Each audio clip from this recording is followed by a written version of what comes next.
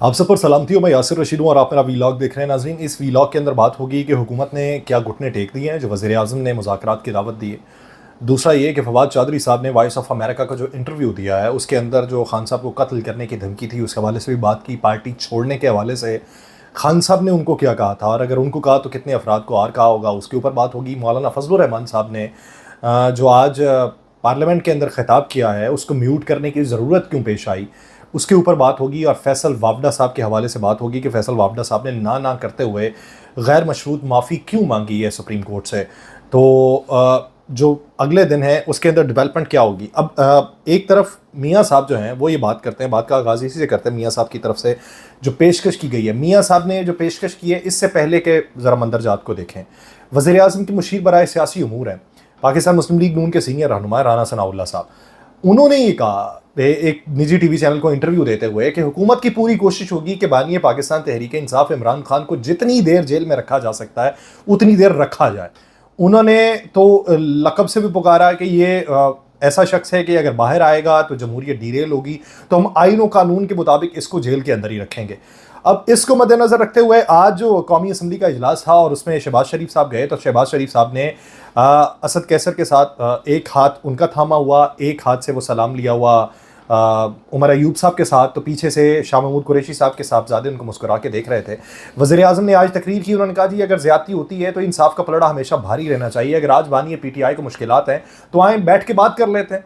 वज़ीर आज़म ने तहरीक इंसाफ को मुज़ाकरात की पेशकश करते हुए कहा कि 2018 में मिसाक मईशत की हमने बात की थी, मगर मिसाक मईशत की पेशकश पर जो नारे बुलंद हुए थे वो नाकाबिल ज़िक्र है, मैं उनका तज़किरा भी नहीं करना चाहता। उन्होंने कहा कि अली मोहम्मद खान ने बहुत जज्बाती तकरीर की, काश कि वो मेरी वालिदा के इंतकाल का भी हवाला दे देते। उन्होंने कहा जेल सुपरिटेंडेंट को वालिदा के इंतकाल के दिन छुट्टी की दरख्वास्त दी लेकिन हमें नहीं मिली। मैं यहाँ पे अपनी ज़ाती तकालीफ का रोना नहीं चाहता। वज़ीर आज़म शहबाज शरीफ साहब ने यह भी कहा कि मैं भी कैंसर का मरीज़ हूँ और मैं भी जेल भुगत चुका हूँ, मैं जेल के अंदर रहा हूँ। मुझे लाने ले जाने के लिए कैदियों की वैन में लाया जाता था ताकि मेरी कमर में मज़ीद तकलीफ़ हो। हमें खाना जो था वो घर से लाने की इजाज़त नहीं दी जाती थी, हमारी अद्वियात जो थी वो बंद कर दी गई थी, लेकिन हम नहीं चाहते कि इनके साथ इस तरह की ज़्यादतियाँ हों।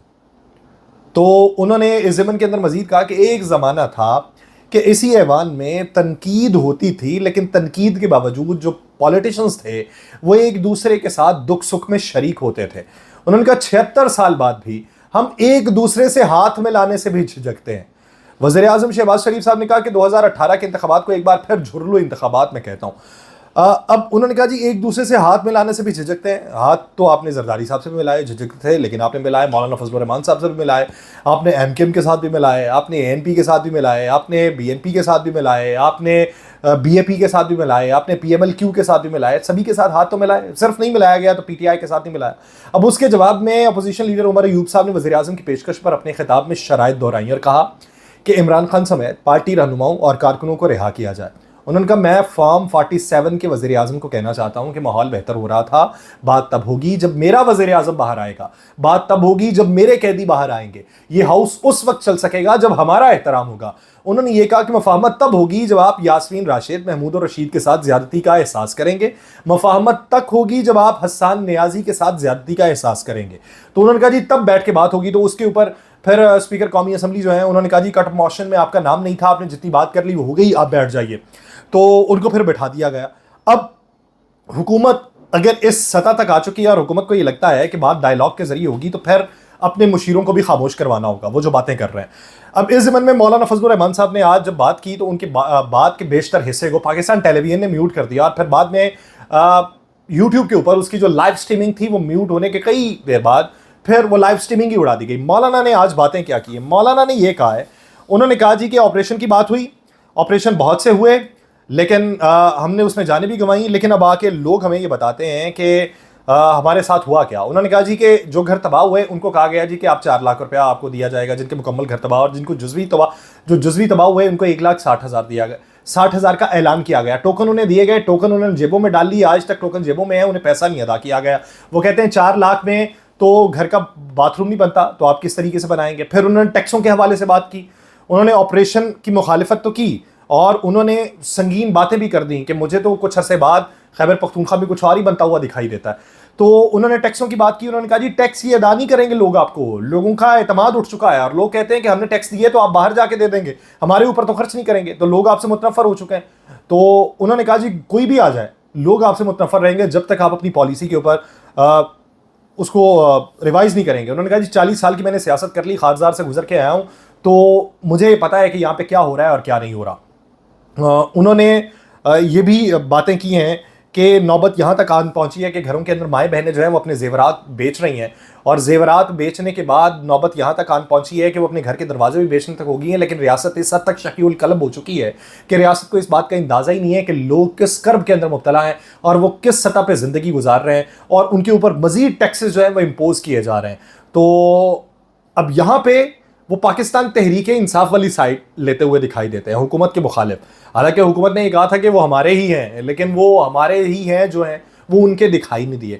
ادھر فیصل وابڈا صاحب عدالت میں شوکاز کا نیا جواب انہوں نے جمع کروایا, جس میں غیر مشروط انہوں نے معافی مانگتے ہوئے کہا ہے کہ خود کو سپریم کورٹ کے رحم و کرم پہ چھوڑتا ہوں. انہوں نے کہا میرے خلاف توہین عدالت کی کارروائی ختم کی جائے, میری پریس کانفرنس سے عدلیہ کا وقار مجروح ہوا تو میں غیر مشروط معافی مانگتا ہوں.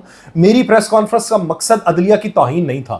انہوں نے موقف اپنایا کہ عدلیہ کا مکمل احترام کرتا ہوں. 5 جون کی عدالتی کارروائی کے بعد مذہبی اسکالر سے میری ملاقات ہوئی. مذہبی اسکالر سے میں نے پوچھا کہ ایک سینیٹر کا کردار کیا ہونا چاہیے, تو مجھے یہ رائے دی گئی کہ انصاف کے ساتھ کھڑے رہیں, چاہے یہ بات آپ کے اقربا کے خلاف ہی کیوں نہ ہو. تو فیصل وابڈا صاحب کے جواب میں قرآن و احادیث کے حوالہ جات بھی دیے گئے, اور یہ بھی کہا گیا کہ اسلامی تعلیمات کی روشنی میں صدقے دل سے غیر مشروط معافی مانگتا ہوں, اور قرآن پاک کی تلاوت کے بعد انتہائی میں متاثر ہوا ہوں. تو سابق وفاقی وزیر اور موجودہ سینیٹر فیصل وابڈا نے کہا کہ چیف جسٹس پاکستان قاضی فائز عیسیٰ نے بھی تجویز دی کہ معاملہ انا کا نہیں ہے.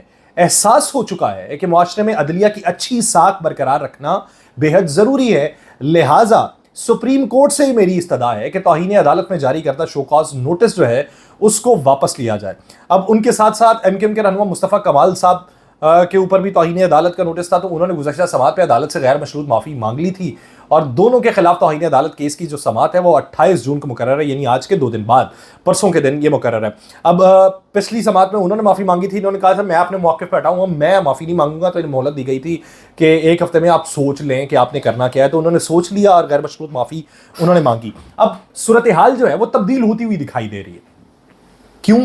تھک چکے ہیں, یا انہیں یہ لگ چکا ہے کہ اس طرح کی آپسی رنجشیں جو ہیں وہ نقصان پہنچائیں گی اور کوئی فائدہ نہیں ہو سکے گا, اس کے تحت یہ چیزیں منظر عام پہ آئیں. دوسری بات جو ہے فواد چودھری صاحب کے حوالے سے, فواد چودھری صاحب نے جو باتیں کی ہیں, فواد چودھری صاحب اس کو لے کے بڑے ٹچی بھی رہے, اور انہوں نے رہا ہونے کے بعد سوشل میڈیا کے اوپر, ایکس کے اوپر تو وہ بڑے فعال رہے, لیکن انہوں نے کسی میڈیا چینل کو, ٹیلی ویژن کو انٹرویو نہیں دیا.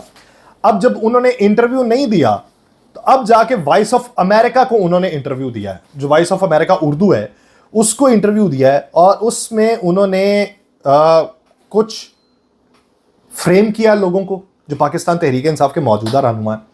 خان صاحب کے ساتھ جو باتیں ہوئیں یا جس وجہ سے انہوں نے پارٹی چھوڑی اس کا بھی حوالہ دیا. انہوں نے کہا یہ 2 بار ملاقات ہوئی میری خان صاحب سے.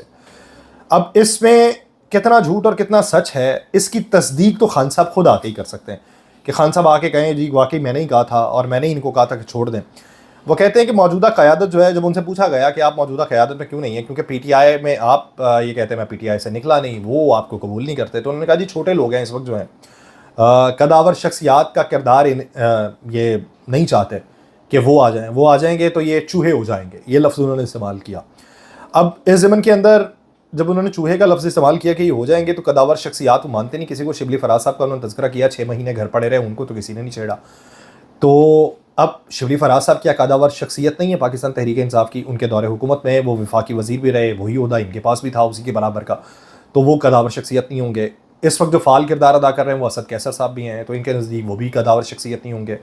عمر ایوب صاحب کردار ادا کر رہے ہیں, تو ان کے نزدیک وہ بھی قداور شخصیت نہیں ہوں گے, کیونکہ اس وقت تو پارٹی جو چلا رہے ہیں وہ تو مین تو یہی لوگ چلا رہے ہیں نا. اپوزیشن لیڈر ایک بڑا عہدہ ہوتا ہے حکومت کے بعد, تو وہ تو عمر ایوب صاحب کے پاس ہے.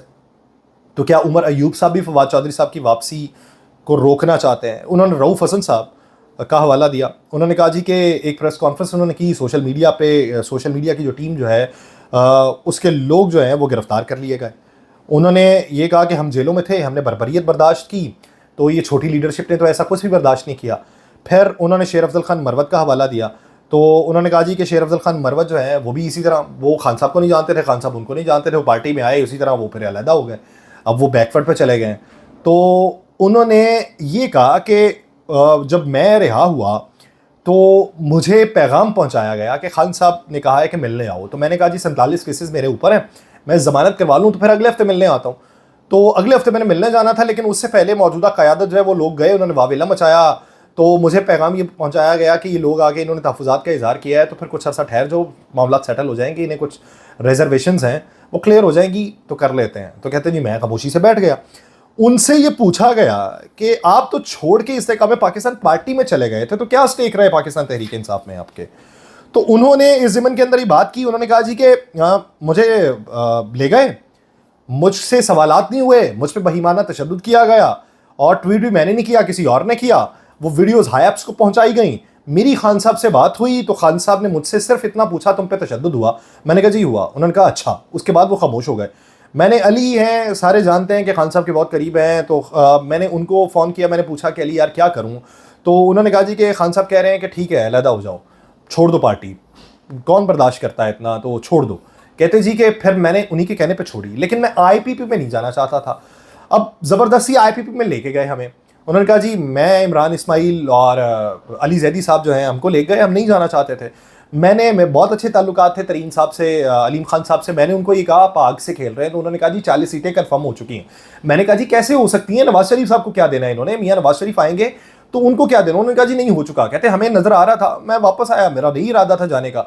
تو اس زمن کے اندر انہوں نے جب یہ باتیں کی ہیں تو پھر سوال یہ پیدا ہوتا ہے کہ کیا یہ صرف فواد چودھری صاحب کو کہا گیا ہوگا کہ آپ پارٹی سے الگ ہو جائیں؟ کیا یہ اور لوگوں کو نہیں کہا گیا ہوگا؟ فاروق حبیب صاحب ہیں, علی زیدی صاحب, عمران اسماعیل صاحب, اور بہت سے لوگ, جس طرح پنجاب کے ہاشم ڈوگر صاحب, انہوں نے تو باقاعدہ طور پہ یہ ٹویٹ بھی کیا تھا کہ جو استحکام پاکستان پارٹی میں گئے ہیں وہ شرمندہ. تو کتنے لوگوں کو کہا ہوگا کہ آپ علیحدہ ہو جائیں؟ یہ کتنے لوگوں کی توسط سے پیغام پہنچایا ہوگا ٹھیک ہے بھائی علیحدہ ہونا ہے تو ہو جائیں؟ تو اب کتنے لوگوں کی واپسی ہوگی؟ پھر اب یہ بات سوچنے کی ہے. پھر انہوں نے کہا جی, ان سے پوچھا گیا کہ کیا آپ سے کوئی غلطی ہوئی؟ انہوں نے غلطی کے حوالے سے یہ کہا کہ جی غلطی ایک یہ ہوئی کہ خان صاحب نے ہمیں کہا کہ اس وقت کی اسٹیبلشمنٹ کے ساتھ ہمارے جو روابط تھے, انہوں نے کہا جی وہ ختم کر دیا جائیں. انہوں نے کہا جی ہم نے ختم کر دی خان صاحب کے کہنے پہ, ہمارے بہت اچھے روابط تھے. تو حالانکہ شیخ صاحب نے بھی بعد میں کچھ کال کی, شیخ رشید صاحب نے, انہوں نے کہا جی ہمارے بارے میں یہ باتیں ہو رہی ہیں تو پھر خیر خواہ کون رہ گیا؟ تو انہوں نے کہا جی پیر پگارا صاحب, چودھری پرویز الہی صاحب, مولانا فضل الرحمان صاحب, میں, شیخ رشید صاحب. اگر یہ ان لوگوں کے بارے میں یہ ان لوگوں کے نظریات تبدیل ہو گئے ہیں, خیالات تبدیل ہو گئے ہیں, تو سوچنا چاہیے, بیک فٹ پہ جانا چاہیے, معاملات کو حل کرنا چاہیے. تو پوچھا گیا معاملات کو حل کس طریقے سے کیا جا سکتا ہے, تو انہوں نے کہا جی خان صاحب تو جیل میں ہیں, خان صاحب تھوڑی کر سکتے ہیں, بیک فٹ پہ یہ جائیں, عدت نے کہا کیس جو ہے اس کو واپس لیں, معافی مانگیں اس کے اوپر, اور پھر آگے کی حکمت عملی کو طے کریں. تو انہوں نے اس پوری پریس کانفرنس میں جو ایک بات کی, انہوں نے ایک بات بڑی حیرت انگیز طور پہ کی ہے. انہوں نے عمر عطا بندیال صاحب کے حوالے سے بات کی. اب عمر عطا بندیال صاحب کے حوالے سے یہ جو اس وقت موجودہ حکومت ہے وہ یہ کہتی ہے کہ وہ فیسیلیٹیٹر تھے پاکستان تحریک انصاف کے مقدمات ختم کروانے میں. تو باقاعدہ طور پہ الزامات بھی لگائے گئے, ان کے خلاف ایک منظم کمپین بھی چلی. فواد چودھری صاحب کہتے ہیں کہ ہماری گرفتاری میں عمر عطا بندیال صاحب فیسیلیٹیٹڈ تھے, اور ساتھ انہوں نے یہ بھی کہا کہ ہم بیل کے لیے جب گئے رجسٹرار کے پاس پہنچے تو وہ تالا لگا کے نکل گیا اور ہمیں عدالت کے ہاتھے سے گرفتار کیا گیا.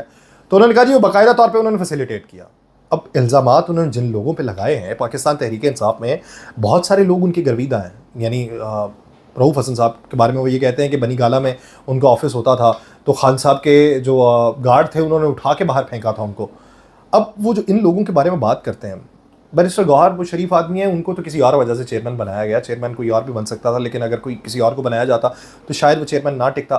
وہ تو چلے ایک ڈمی چیئرمین کے طور پہ ہیں, لیکن وہ جو دوسرے لوگوں کے بارے میں وہ رائے رکھ رہے ہیں اس پورے عرصے میں, یہ جو ماضی قریب کا عرصہ ہے کہ جس میں ریٹیلیشن والی پالیسی تھی, بہت سارے لوگ اب منظر عام پہ آئے, تو بڑی عزت ہے پی ٹی آئی میں ان کی.